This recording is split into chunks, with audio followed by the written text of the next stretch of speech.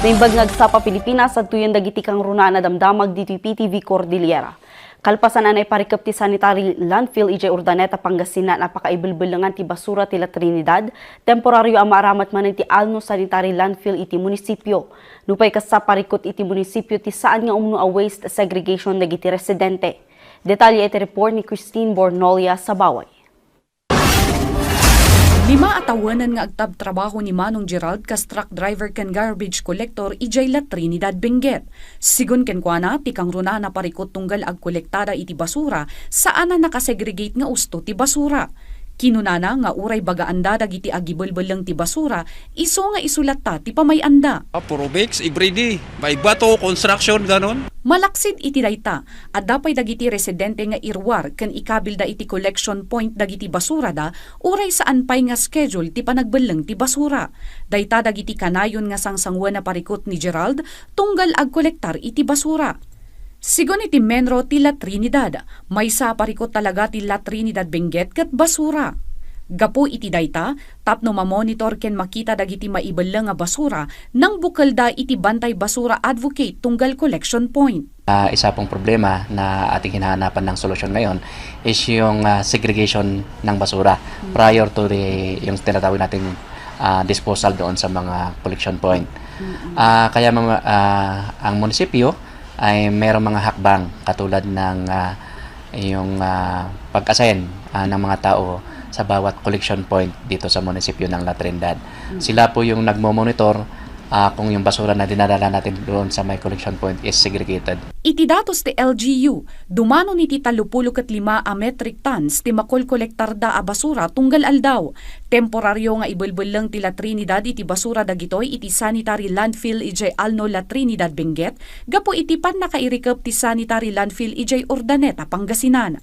Apila ti Menro kadagiti residente iti La Trinidad, asurutan ti garbage collection schedule iti barangay, sakbay nga irwar dagitoy tapno saan nga agkaiwara iti kalsada.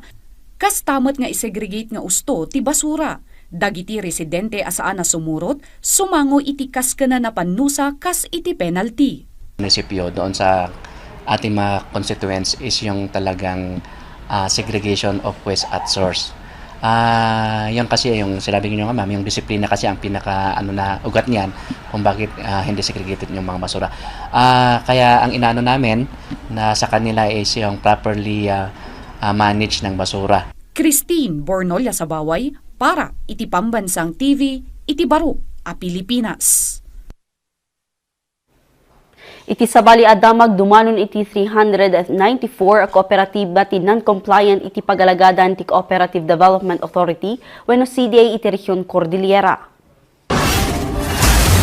Adamo ti 608 a kooperatiba a compliant kadagiti paglintegan. Sigun iti ahensya kang runan alablabsingan dagiti kooperatiba ti kinakurang ti annual reports da, ang nakailan na ti financial status wenno capabilities ti kooperatiba, statement of operation, statement in changes in equity kan cash flow reports.